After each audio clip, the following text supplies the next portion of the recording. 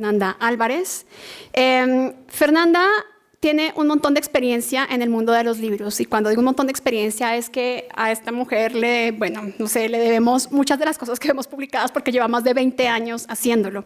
Fernanda ha trabajado en manuscritos de todos los géneros. Empezó su carrera haciendo dictámenes y después de 11 años trabajando en Penguin Random House, comienza una nueva era en Hachette Laroux como publisher literario. Fernanda es tremendamente modesta, además de cosas que nunca reconoce, pero me encanta poder decir que finalmente le tenemos aquí compartiendo con nosotras y con nosotros, porque ella es la editora que está detrás de estos 2 libros últimos publicados en conjunto por Fundación Telefónica Movistar México y la Ibero Ciudad de México. Entonces, tuvimos una labor titánica antes, durante y después de la pandemia para que esto funcionara, ¿no? A horas bastante inusuales, muchas veces con un equipo de trabajo enorme, experiencias que ya seguramente nos hará saber. Fernanda, qué gusto tenerte aquí. Muchísimas gracias por aceptar nuestra invitación. Gracias. Muchas gracias a ustedes, más bien, qué vergüenza, conferencia magistral me parece un exceso, pero gracias, Joana, gracias. La verdad es que lo que he pensado, pues más bien es justo, ¿no? Contarles un poco lo que, en mi trayectoria, ¿no? Lo que hace un editor, cómo funciona, contarles que somos los más reacios al cambio, entonces todo el tema de metadatos ha sido muy complicado poderlo integrar en nuestra vida. Y creo que en la conferencia anterior o en la charla anterior que estaba escuchando me asaltaron más preguntas que respuestas, ¿no? Pensar en qué va a ser del autor, ¿no? Qué va a significar ser el autor en un futuro, cómo van a ser contratos, si va a importar o no, ¿no? Y volvemos a una idea un poco más renacentista de cuando no importaba quién era el que esculpía o el que hacía las pinturas, sino simplemente el hecho en sí. Pero bueno, esas son preguntas que evidentemente me las acabo de hacer y no hay respuesta, pero sí decirles que sí creo que el mundo editorial y editores pues, más de mi generación, quizá los más jóvenes, pues tienen ya también otra apertura para enfrentarse a estas redes sociales y a partir de ahí construir cosas y repensar el universo, pero más de mi generación, ya 40, 50, pues sí somos mucho, y bueno, mayores, pues somos mucho más reacios a entender este mundo que nos ha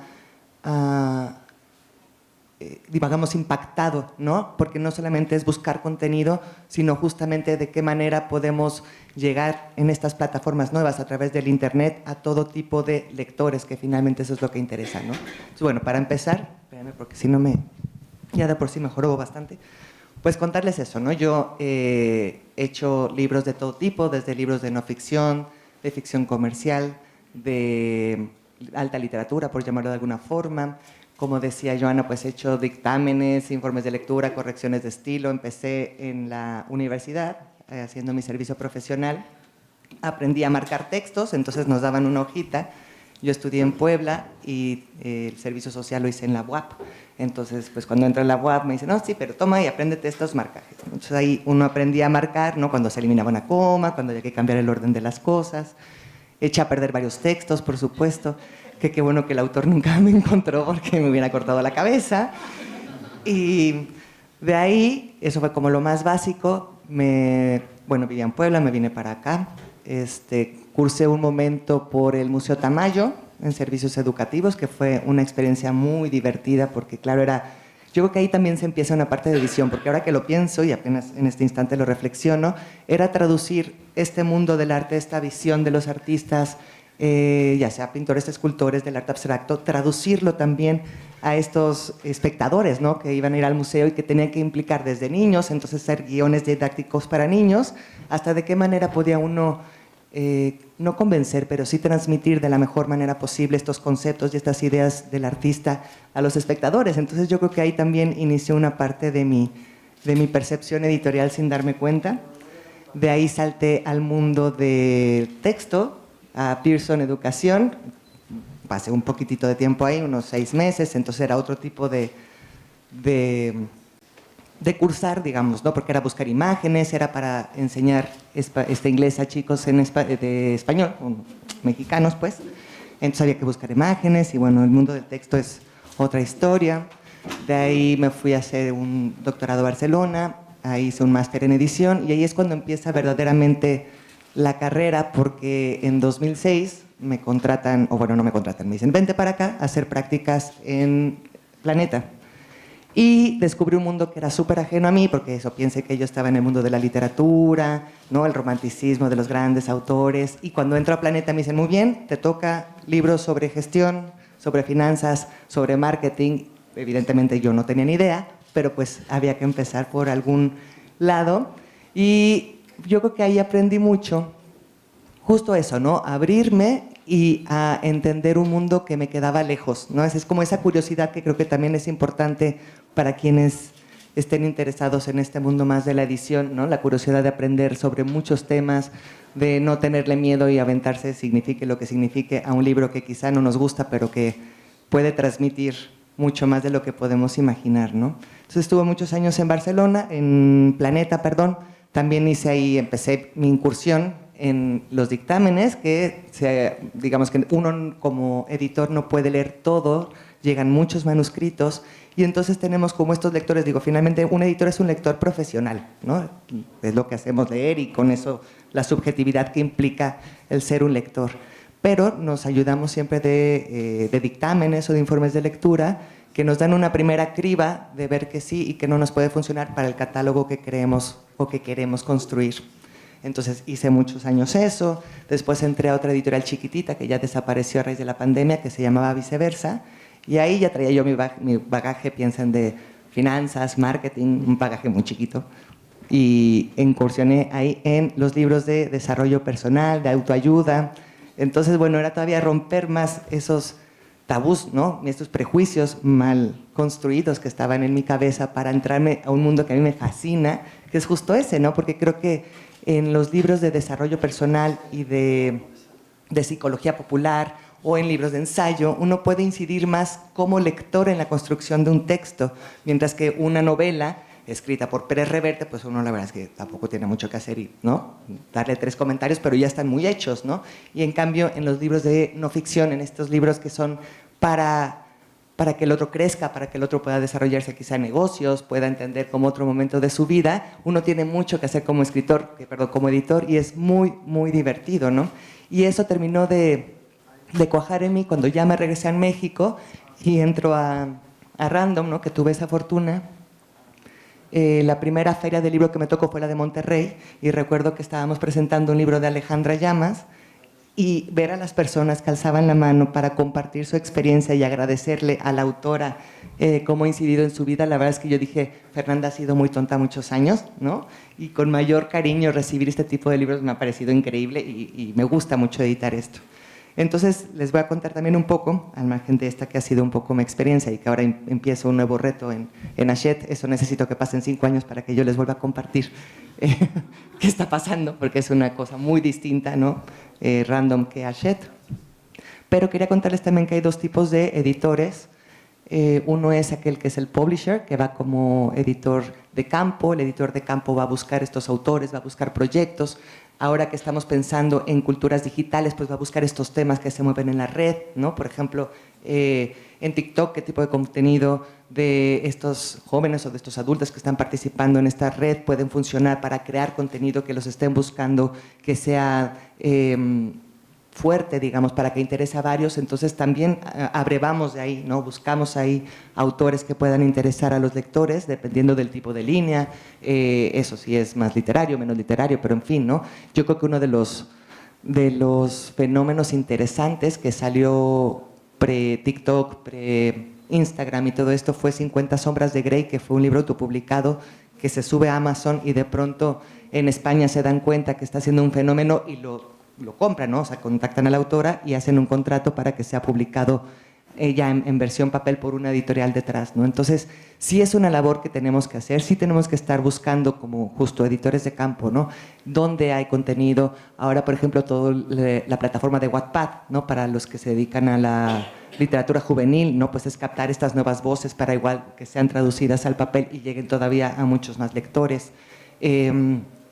No sé, igual, cuántos seguidores tiene X en Twitter, ¿no? O sea, sí que son estadísticas o sí que son números que nos basamos o que las vemos para ver si algo puede ser o alguien puede ser contratado y traducir ese contenido en algo impreso, por supuesto, en un ebook, ¿no? Que son como las principales plataformas, ebook, audiolibro y el impreso, ¿no? Las que trabajamos normalmente en una editorial. Como les digo, somos como una un microorganismo bastante arcaico y lento para aceptar cambios y sobre todo para estar como listos para un cambio rápido, ¿no? Nos vamos construyendo quizás a la rezaga poco a poco, pero sí creo también que en ese sentido los más jóvenes que están entrando a la editorial, ¿no? Y que tienen más ojo o que ya crecieron en esta cultura, pues ellos están ayudando a que no seamos tan lentos en el cambio, porque yo decía en el receso que yo seguiría con una Olivetti sin ningún problema trabajando los textos, ¿no? Yo empecé así marcando en impreso, después en la computadora pues ya existía una cosa que es herramienta de cambios, con control de cambios, y las primeras veces que usaba decía, pero ¿qué me está señalando? ¿Dónde va esta línea? ¿Qué significa? Fue un horror, la verdad, pero ahora lo agradezco, evidentemente, pero fue muy complicado aprender eso lentamente. Entonces, bueno, el editor de campo o el publisher lo que hace es ir hacia afuera, ¿no? Salir a las calles, buscar contenido, estar investigando, a ver dónde puede haber algo, ¿no? Que puedas de tirar del hilo y que de ahí crezca o fructifique en un libro con, sobre todo en mi caso, lo que siempre me ha interesado, y bueno, supongo que todos los editores son así, ¿no? Pero este libro que sí pueda provocar un cambio, ¿no? Que sí pueda generar conciencia, que sí pueda, si es literatura, pues justo, ¿no? Entretenimiento o también reflexión, porque la literatura también provoca esas sacudidas emocionales, ¿no? Y creo que ese es el valor de la literatura. Por otro lado tenemos al editor de mesa, que esos han tenido distintos nombres, ¿no?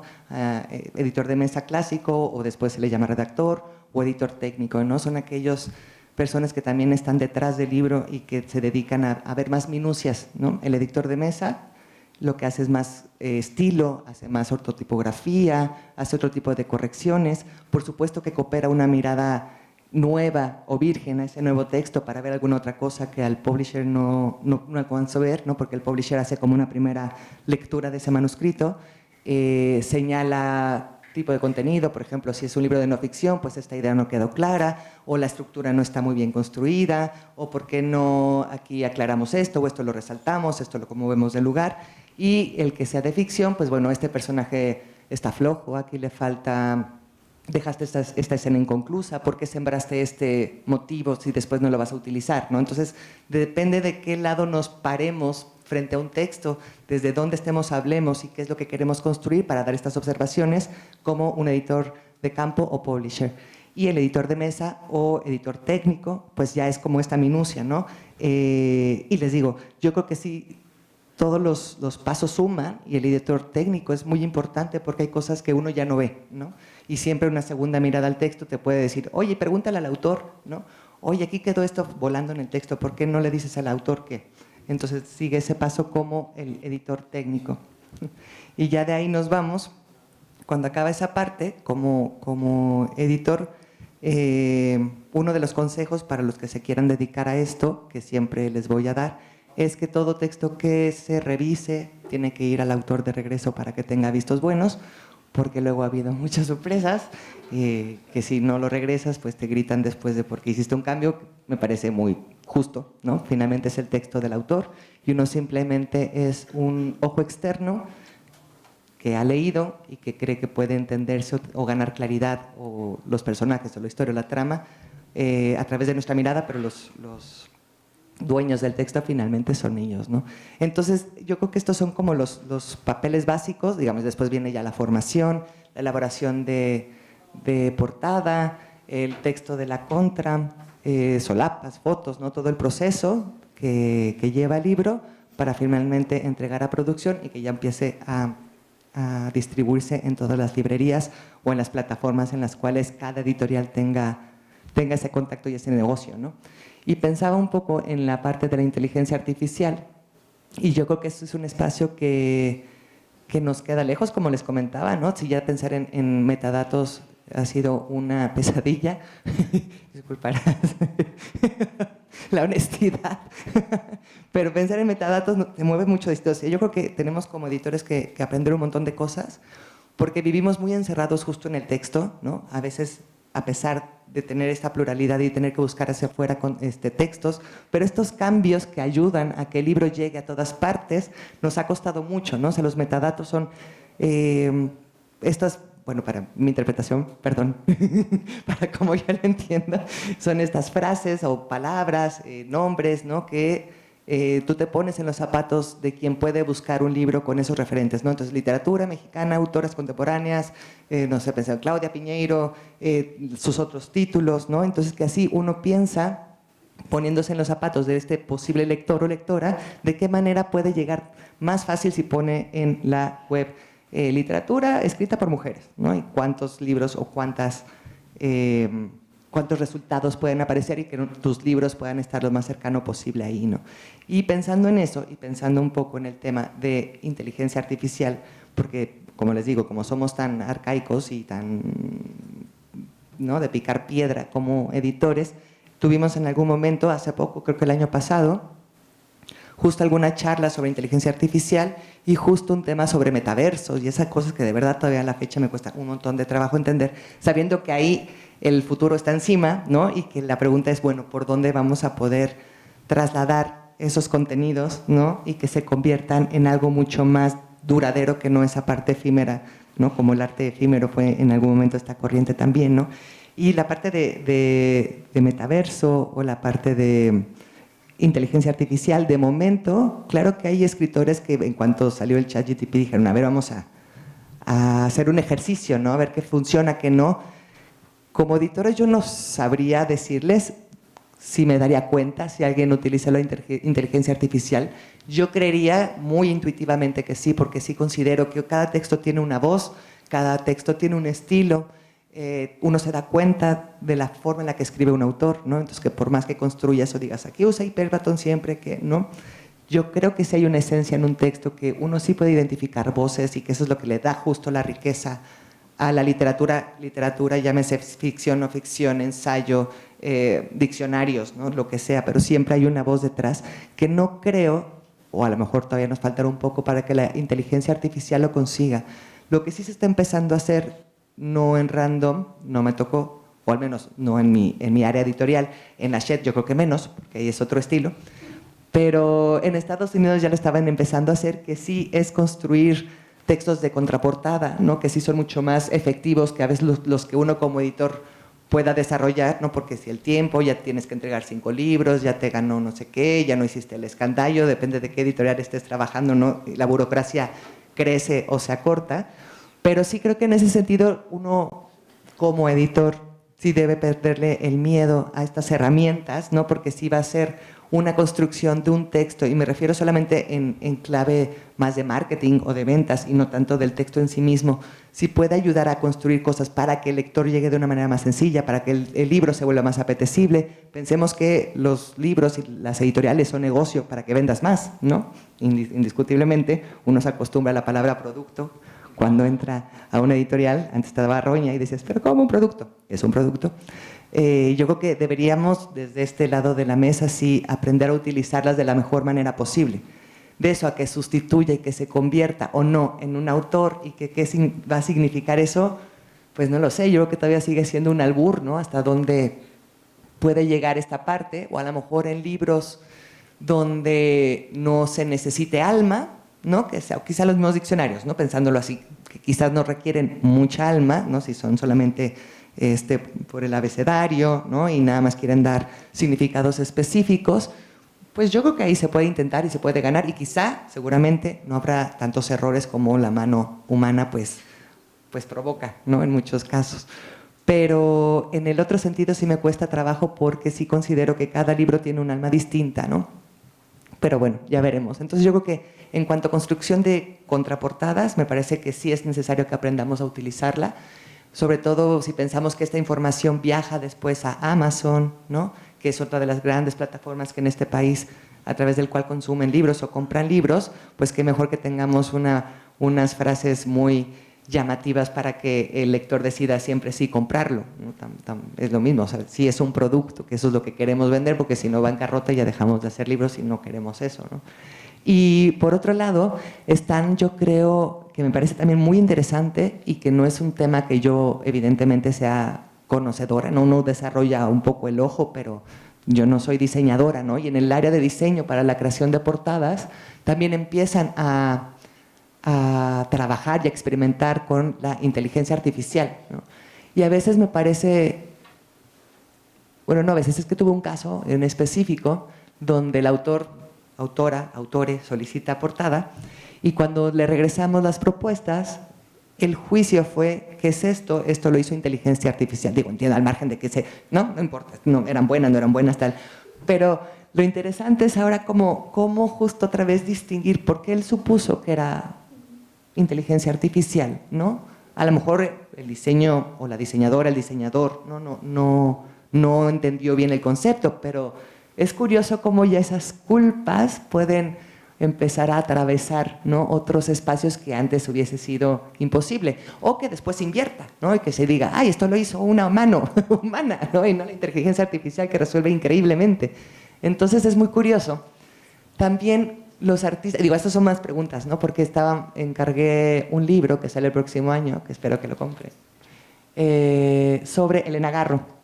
Entonces la diseñadora, que es Iracema, que es súper buena, Iracema Rodríguez, estaba también trabajando, interviniendo ciertas imágenes con inteligencia artificial. O sea, a mí lo que me llama la atención, y no poniéndome como editora, sino como, otra vez, como persona curiosa, que te despierta esas dudas y que otra vez vuelve al tema súper básico de la autoría, de qué tanto intervenir con la mano, qué tanto intervenir con la computadora, que yo creo que son preguntas pues que quizá ya son muy de modé, ¿no? Porque bueno, la computadora hizo eso, pues ya no es pintar el lienzo, sino es hacer una creación con otro tipo de programas que ahora se llama inteligencia artificial para crear obras, ¿no? Pero creo que son preguntas que evidentemente yo no tengo respuesta, pero que a partir de esta cosa de que se llama inteligencia artificial, pues nos van abriendo pautas, ¿no? Y con mayor o menor temor, ¿no?, porque todos hemos leído ciencia ficción y distopías y que no sabemos hasta dónde va a llegar.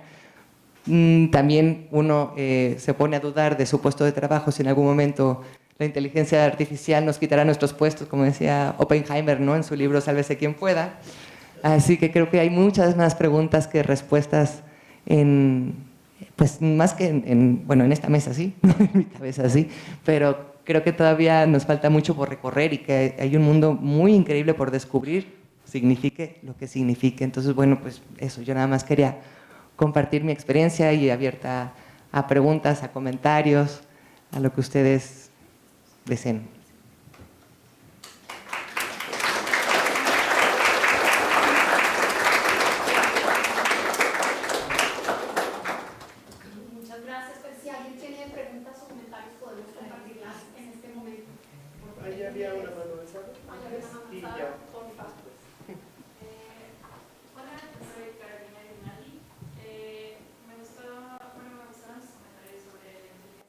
Porque es difícil como ver la opinión de alguien que está dentro de la industria. Y también me gustaría saber qué opinas pues el argumento que ahorita está muy presente en los ilustradores, pero ya también como en cantantes, en música sobre todo, de que no es como tal inteligencia artificial, sino como que se recicle ya algo que estaba escrito antes. Y entonces... ¿Lo vintage? No, lo que pasa es que... ChatGPT... Lo vintage es lo mío, ¿eh? No, lo que pasa es que ChatGPT toma como una base de datos de textos que ya existen, pueden ser obras clásicas, blogs, lo que sea, y ya de ahí genera un texto que se parezca más o menos, o sea, que cubra más o menos las mismas fórmulas gramaticales, así, y te da ese texto. Pero muchos dicen que es como robar, porque está tomando texto de otro lado, lo recorta, lo pega y ya. Sí, es complicado, ¿no? De ahí Sí. yo creo que el mayor reto va a estar justo en derechos de autor, ¿no? En ver estos límites, otra vez volviendo o pensando en la autoría, pues de qué manera, si es una obra colectiva, ¿no?, y solamente hay un nombre no entiendo mucho, tampoco creas tú que... Pero si solamente hay un nombre que registra este programa, ¿qué implican los otros? ¿Qué significarían las regalías, ¿no?, que son estas ganancias que tienes por la venta de qué, de libro, de cómo vas a acabar vendiendo eso, ¿no? Y en este sentido, pues era muy claro lo que en derechos de autor implicaba y podías reproducir en un libro, ¿no? Y a partir de cuánto, si eran una página entera, ¿no?, creo que puedes reproducir cinco frases tomados de textos anteriores y sin pedir permiso. Si es más, pides permiso, y si vas a vender, entonces a lo mejor requieren o te solicitan algún pago, ¿no? Y en este tipo de rehacer estos textos, Yo sí creo que la mayor labor o participación tendrá que ser de derechos de autor y aclarar legalmente qué va a significar, ¿no? Porque está difícil, ¿no? O sea, una obra de arte, para que tú la puedas hacer tuya, ¿no? Y en ese collage, pues no va solo, ¿no? Esa obra de arte necesita antes tener cierto permiso para que tú la puedas intervenir, por lo menos si va a salir hacia afuera, ¿no? O sea, si la vas a vender, si la vas a comercializar, ¿no? Entonces yo creo que ahí más bien la labor es de derechos de autor y la parte de legal.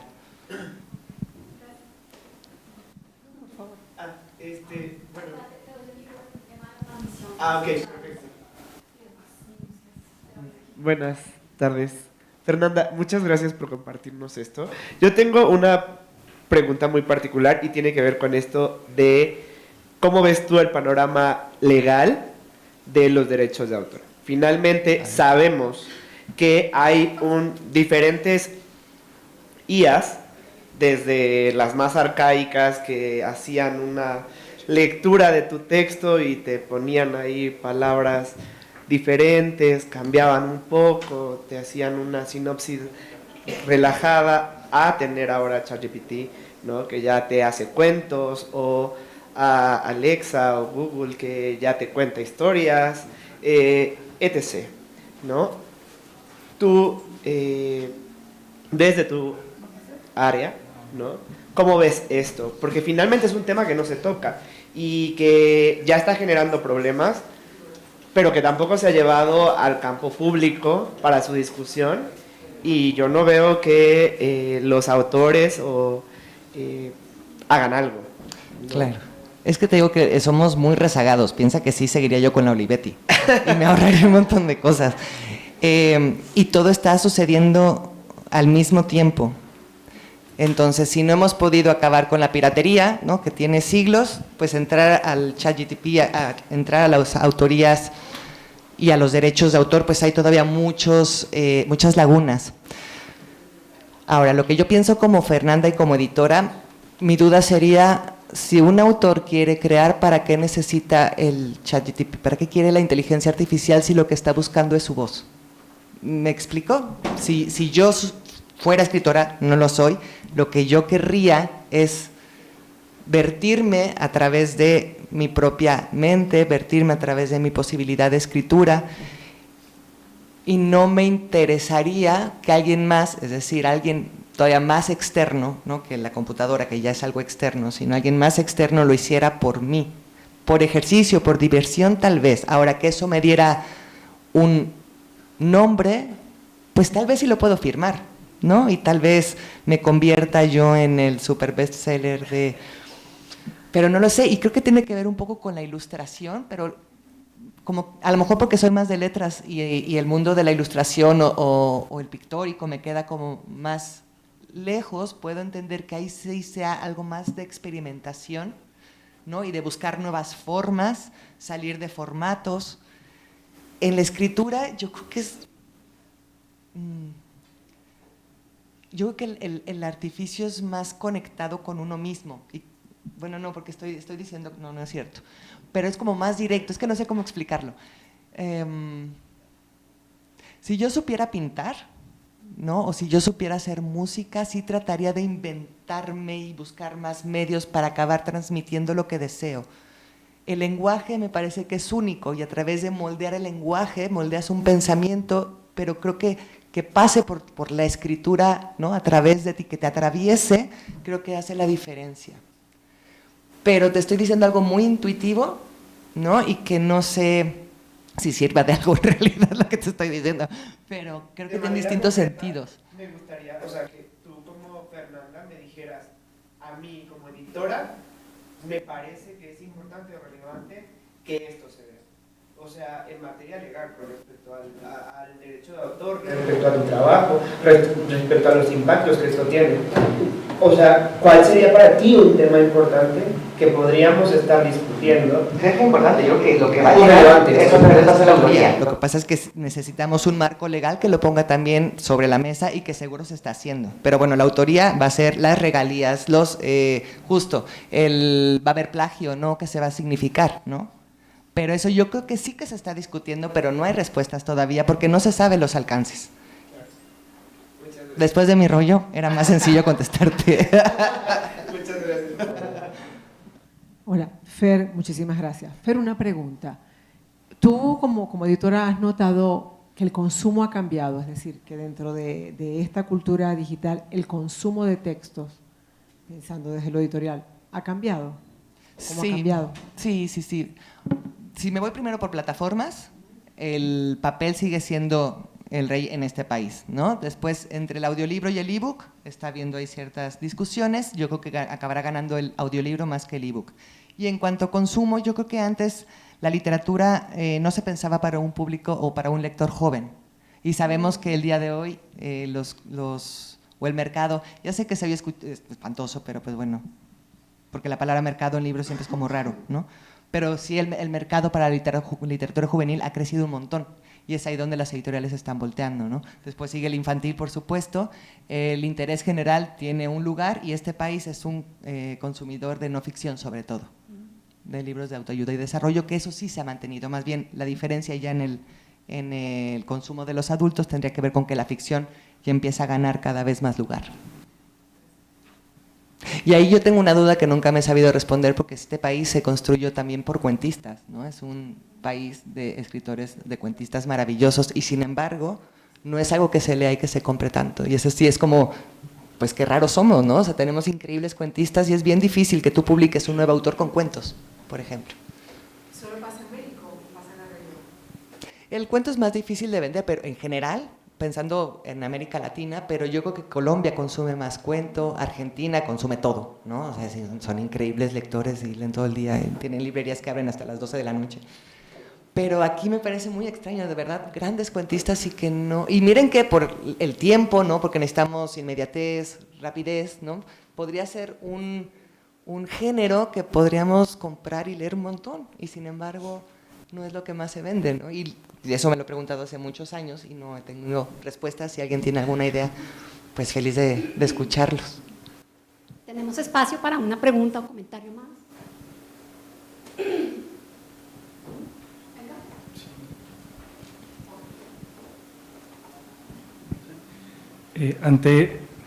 Hay un término que has utilizado, que se usa mucho, que ahora es creadores de contenido. Y la ley que tenemos es ley de derechos de autor. Tendríamos que hacer un distingo entre el autor, la autora, y cómo reivindicar ese nombre de una autoría y la creación de contenido. Como está en mi mente configurada, si ese contenido se traduce en libros, ¿no? Ya sean digitales o en audiolibro, sí creería que termina siendo un autor. Porque creadores de contenido somos todos, desde nuestro Instagram, desde, ¿no? Ya lo decías tú hace rato, o en Twitter, si yo pongo una frase, todos somos creadores de contenido. Ahora, creo que ahí no está el problema, sino que uso o de qué manera se va a traducir eso si se traduce en libro. Y creo que es por una limitante en mi manera de pensar y de ver justo esta traducción, ¿no? Que para mí tendría esta implicación autoral hasta que se traduce en alguien que otro consuma y que esté pagando por ello. Porque si no tienes el copyleft, entonces tienes el copyleft y ya está, todo está en copyleft, ¿no? Y tú cedes tus derechos a Facebook y a Twitter y a no sé qué tanta cosa, ¿no? En las letras chiquitas por ahí va cediendo información tuya. Pero en mi cabeza, insisto otra vez, que está más limitada, más arcaica, pues únicamente creo yo que lo que se traduce para vender después es lo que ya implica una autoría y ahí es este vacío legal que habrá que arreglar en algún momento, ¿no? Me tomo yo la palabra, querida Fer, para dos cosas, por la dicha de tenerte aquí. Me quedo con esto que dices acerca de cómo un editor es un lector profesional, ante todo, ¿no? Creo que eso resume muy bien tu conferencia. Y la otra cosa, y lo hago en avanzada y ya veremos cómo sucede, pero me gustaría que volvieras con nosotras y con nosotros en algún momento para que nos cuentes más de este espectro de este trabajo de campo de los editores, de las editoras y de los editores, ¿no? Cómo es ir buscando eso que interesa poner en los libros, ¿no? Salir a la calle, como bien lo describes tú, y cómo se da esa labor más allá del gabinete para saber qué interesa en términos de las historias que contamos. Me parece que ese es un trabajo que compartimos y que me encanta hacer y que es una cosa de esas maravillosas que uno quisiera hacer toda la vida, ¿no? Pero que es muy difícil transmitirlo a las y a los estudiantes en las aulas. Entonces, creo que necesitamos encontrar la manera de mediar cómo es eso, ¿no? Que es parte de la vida cotidiana, finalmente, de quien tiene ese ojo editor, pero es un trabajo profesional increíble desde las letras, ¿no? Sí, es muy divertido, la verdad. Sí, es divertidísimo. En eso estoy de acuerdo, ¿no? O sea, tener esa lente particular, ¿no? Pensando en términos de los libros. Y pues, querida Fernanda, no me queda más que agradecerte muchísimo que finalmente, pandemia de por medio, 2 libros después, 3 libros después, diría yo, porque hiciste otro recientemente con Fundación Telefónica Movistar, tengamos el placer de escucharte y tenerte aquí con nosotras y con nosotros. Yo te hago entrega de esta constancia que hacen el Departamento de Letras y Fundación Telefónica Movistar, que extienden la presente a Fernanda Álvarez por impartir la conferencia magistral en el coloquio Cultura Digital y Construcción de Paisajes Narrativos, Construcciones y Discontinuidades, con fecha de hoy. Muchísimas gracias. Felicidades. No, a ustedes. Muchas gracias.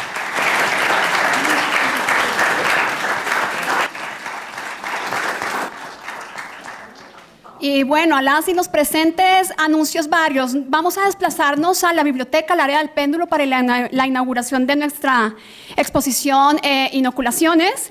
También nos cuentan que para quienes vienen llegando todavía alcanzan a café, entonces quienes quieran y no han tomado café y galletas, pueden hacer una breve pausa y nos vemos en 10 minutos más o menos en el área del péndulo de la biblioteca. Muchas gracias.